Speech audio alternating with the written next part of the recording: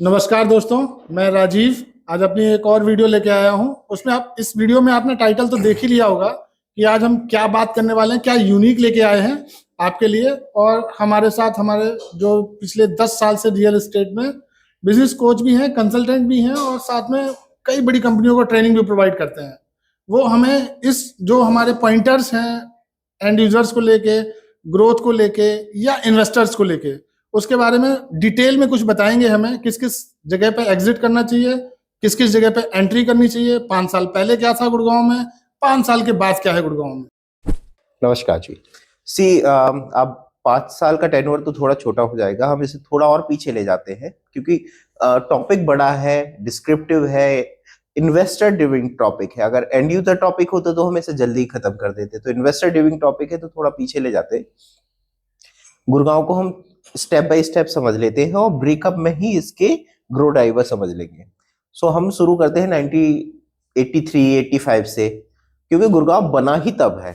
गुड़गांव एक बहुत छोटा सा गांव हुआ करता था जहाँ ग्रोथ के कोई प्रोस्पेक्ट किसी को दिखते नहीं थे। लैंड जो थी वो सारी नॉन एग्रीकल्चर लैंड थी, ठीक है ना। तो नॉन एग्रीकल्चर लैंड होने का भी इसे फायदा हुआ है। 1983-85 के बीच में यहाँ पे जब हीरो जैसी बड़ा ब्रांड, हीरो होंडा, तब हीरो होंडा हुआ करती थी, और मारुति जैसा बड़ा ब्रांड जब यहाँ पे आया तो उसको सपोर्ट करने वाली छोटी कंपनियां बहुत सारी मानेसर में खुली। आप अगर हीरो होंडा चौक या फिर उद्योग विहार से देखें, हो मानेसर तक का पैच जॉब क्रिएशन से बहुत ज्यादा भर चुका था। तो उसके लिए फिर रेसिडेंशियल सेक्टर्स की डिमांड हुई। पहले गुड़गांव में केवल सेक्टर 56, 57 तक गुड़गांव जाके खत्म हो जाया करता था। और तब डीएलएफ में जो रेट चलते थे, अगर मैं लैंड की बात करूं या प्लॉट्स की बात करूं, तो हार्डली आपको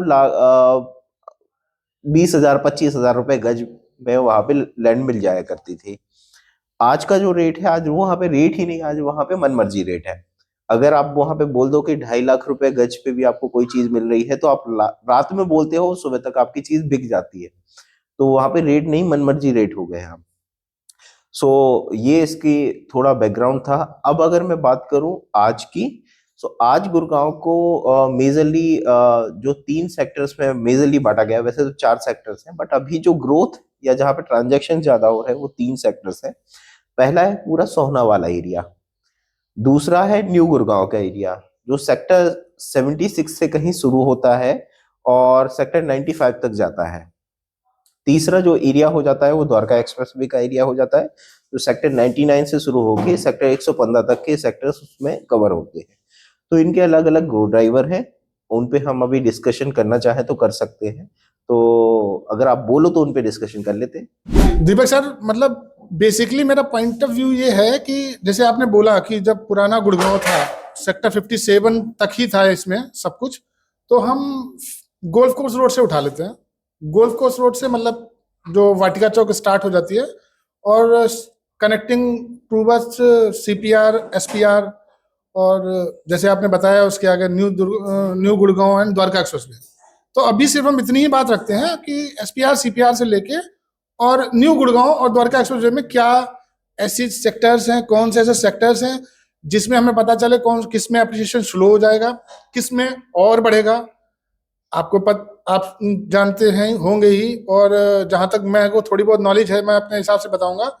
जो अभी लैंड के रेट इतने हाइप हो रहे हैं, तो इस पीरियड के बाद में 2024 में और इसके बाद 2026-27 में क्या हो सकते हैं रेट, क्योंकि लैंड के रेट तो ऑलरेडी बढ़ ही रहे हैं।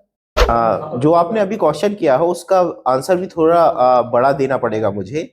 एक्चुअली आपने जो बात की है गोल्फ कोर्स एक्सटेंशन रोड से शुरू होके और द्वारका एक्सप्रेस वे तक की, आपने आइडियाज पूछे हैं कि वहां पे कहाँ इन्वेस्टमेंट अभी तेज होने वाला है। आप बात कर रहे हैं 2010 के मास्टर प्लान के आगे की बात, मतलब 2010 के बाद जो मास्टर प्लान आया है वो 2031 का मास्टर प्लान गुड़गांव में अभी अप एंड रनिंग है। उसमें जो नए सेक्टर है उनमें ही सारी ग्रोथ देखी जा रही है, क्योंकि वो बहुत सेगमेंटेड तरीके से कटे हुए हैं और अगले लगभग 100 या 150 साल की प्लानिंग के साथ में आए हैं। वहां पे सीवेज अच्छे हैं, लाइटिंग अच्छी है, रोड अच्छे हैं, इंफ्रा अच्छे हैं, कॉमर्शियल और रेसिडेंशियल का डिवाइडेशन बहुत अच्छा है। सो इसलिए वहाँ पे ग्रोथ भी ज्यादा अच्छी आ रही है, डिमांड भी वहाँ पे ज्यादा हो रही है। सो इसे हम बांट लेते हैं, मतलब पूरा 58 से लेके सेक्टर 95 तक के सेक्टर को अगर हम न्यू गुड़गांव में ही कवर कर लेते हैं, और फिर आगे के सेक्टर को हम द्वारका एक्सप्रेसवे में कवर कर लेंगे। तो यहाँ पे गवर्नमेंट क्या क्या प्लान कर रही है पहले उस पर बात कर लेते हैं, क्योंकि गवर्नमेंट जहाँ प्लान करेगी वहां पे ही इंडिविजुअल ह्यूमन या इंडिविजुअल कंपनी कोई आगे का स्टेप ले पाएगी और जॉब्स क्रिएशन हो पाएगा वहां पे। सो न्यू गुड़गांव में आप देख सकते हैं कि आप हॉस्पिटैलिटी हब यहाँ पे बन रहे हैं, मल्टीपल 5 स्टार 7 स्टार होटल्स की चेन यहाँ पे आ रही है। हायत होटल आप देख ही रहे हैं, और भी बड़े बड़े नाम यहाँ पे आ रहे हैं लगातार। ISBT inter state bus terminal यहाँ पे आने वाला है। क्यों आने वाला है? क्योंकि आपको द्वारका एक्सप्रेसवे नेशनल हाईवे की कनेक्टिविटी मिल जाती है, NH 48 की कनेक्टिविटी मिल जाती है, और इसके बाद में आपको KMP KGP की कनेक्टिविटी मिल जाती है। तो ISBT is the perfect place, जहाँ पे ये न्यू गुड़गांव में परफेक्ट प्लेस है आईएसबीटी के लिए, तो यहाँ पे आने वाला है। मेट्रो जंक्शंस यहाँ पे आने वाले हैं। मेट्रो जंक्शंस की अगर मैं बात करूँ तो द्वारका दिल्ली वाला मेट्रो यहाँ पे आने वाला है। मेट्रो एक्सटेंड हो रही है गुड़गांव की तरफ। साइबर सिटी की मेट्रो एक्सटेंड हो रही है। हुडा सिटी की मेट्रो एक्सटेंड हो रही है, जो एक सेंटर हब बनाएगी न्यू गुड़गांव को। सो यहाँ पे मेट्रो की जंक्शंस की प्लानिंग हो रही है, और एयरपोर्ट कनेक्टिविटी सीमलेस कर दी है इनने, मतलब आपको कोई रेड लाइट नहीं मिलेगी। तो new extension road, SPR road, new Gurgaon के कोई भी सेक्टर से अगर आप एयरपोर्ट ट्रेवल करना चाहते हैं द्वारका एक्सप्रेसवे के थ्रू, तो 15 मिनट में आप एयरपोर्ट कनेक्टिविटी कवर कर लेते हैं। इसके अलावा आपने अभी जो न्यू टॉपिक्स ऐड हुए हैं मार्केट में, जिन पे थोड़े एलोबरेट वीडियो बन चुके होंगे, जंगल सफारी यहाँ पे प्लान हो रही है। और ऐसा नहीं ये इंडिया की, ये दुनिया की सेकंड जंगल सफारी जो यहाँ पे प्लान होगी। दुनिया में सबसे पहली गुड़गांव में हुई थी, फिर उसके बाद में इंडिया की फर्स्ट जंगल सफारी गुड़गांव में प्लान हो रही है, और वो अरावली रेंज को कवर करते हुए प्लान हो रही है, जिससे आपका टूरिज्म बहुत बढ़ेगा। ठीक है। और गोल्फ कोर्सेज का अगर देखा जाए तो यहाँ पे जंगल सा बना हुआ है। ठीक है। आप कर्मा लेक देख लो, आप ITC ले देख लो, प्लस दिल्ली के पास में भी 18 होल का गोल्फ कोर्स आ रहा है, जहाँ पे मुंबई में लोगों को गोल्फ कोर्स देखने नहीं मिलते, यहाँ पे गोल्फ कोर्स का जंक्शन बना हुआ है। ठीक है ना। तो उसका भी एक इन्वेस्टर है जो यहाँ पे बैठा हुआ है। कॉर्पोरेट हब यहाँ पे आ रहे हैं। ठीक है ना। सो कॉर्पोरेट हब की बात करूँ, टाटा जैसी कंपनियां या एयरलाइंस की बड़ी बड़ी कंपनियां, Fortune 500 कंपनियां यहाँ पे आ रही। ये गवर्नमेंट और बड़े एंटिटी प्लानिंग है। इसके बाद में इंडिविजुअल्स की प्लानिंग और डीप है, जो यहाँ पे हर साल में लगभग 45 to 46% का रिटर्न दे रही है। रेसिडेंशियल में, कॉमर्शियल में इससे ज्यादा का रिटर्न आ रहा है। दीपक सर, मुझे लगता है हम थोड़ा कहीं और निकल गए अपने टॉपिक को छोड़ के, तो वापस हम अपने टॉपिक पे आएंगे।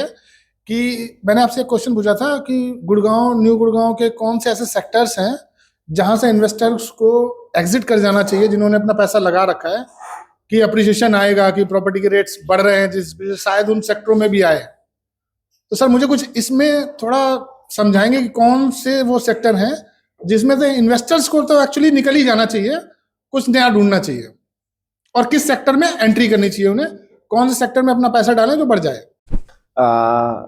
देखिए, वो जो मैंने बातें बताई, वो इन्वेस्टर ड्रिवन जब टॉपिक बनाते हैं तो हमें वो बताना जरूरी है कि गवर्नमेंट क्या प्लान कर रही है और प्राइवेट एंटिटीज क्या प्लान कर रही हैं। अब आपके क्वेश्चन का आंसर हो गया।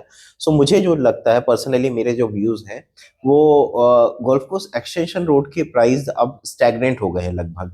सो अगर उधर पे अभी सबसे सस्ता प्रोजेक्ट अगर देखते हैं तो वो 15,500 रुपए के रेट पे आता है। जैसे सिग्नेचर के फ्लोर्स हो गए, स्मार्ट वर्ल्ड के फ्लोर्स हो गए, और सबसे महंगा प्रोजेक्ट 40,000 के लगभग आता है। ये जो मैंने कुछ आपको पॉइंट्स बताए, ये बताना इसलिए जरूरी था। हम इन्वेस्टर ड्रिवन जब हम कोई वीडियो बनाते हैं तो उसको जानना होता है कि गवर्नमेंट क्या प्लान कर रही है, और प्लस सेल्फ एंटिटी या छोटी कंपनीज क्या प्लान कर रही है उस एरिया में।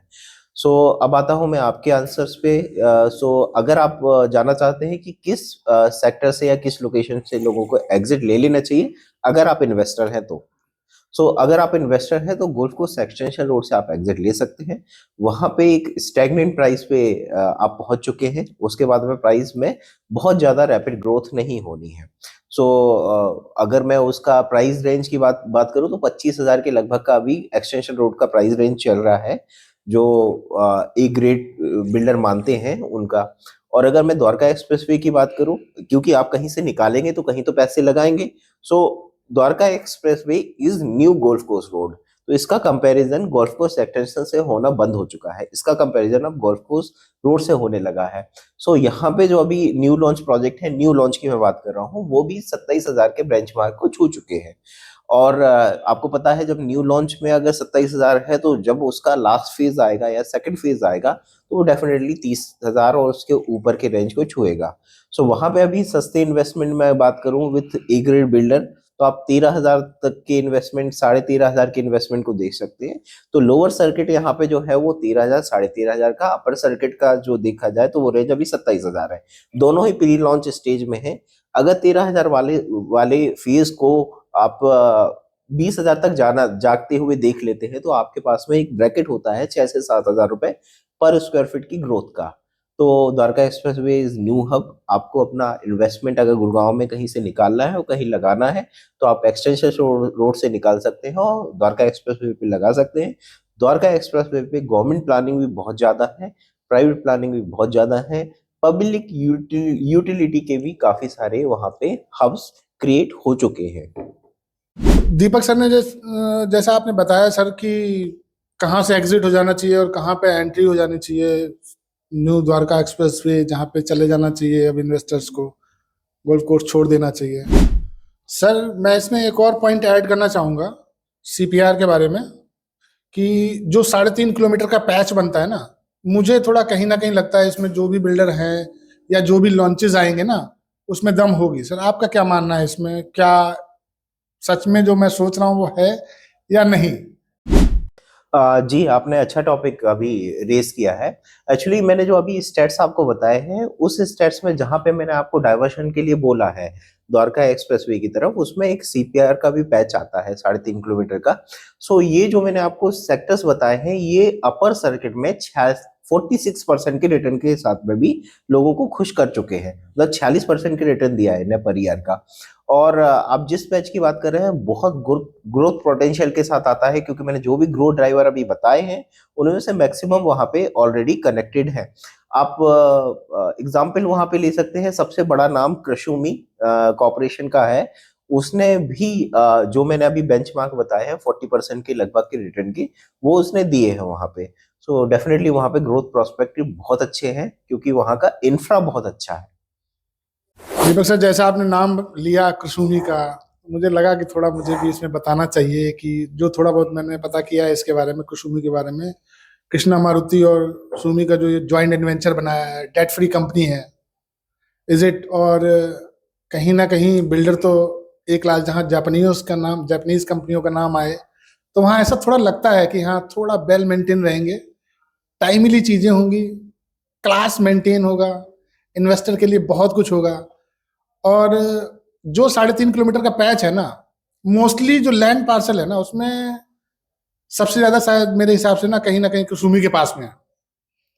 और जैसे आपने बताया जो रेट्स बढ़ रहे हैं, तो इसके बाद जो लैंड पार्सल बचा हुआ है ना, अगर वो कोई परचेज भी करता है तो इतने हैवी रेट पे परचेज होगा, उसके बाद जो वो उसमें रेट में इंक्रीमेंट आएगा, या मान लो बिल्डर कॉस्ट, मान लो कुछ भी लॉन्च करे, उसके जितने एक्सपेंसेस होंगे उसको लगा के जो कुसुमी ला रहा है उससे डबल ही जाएगा। Is it? कम तो नहीं रह पाएगा।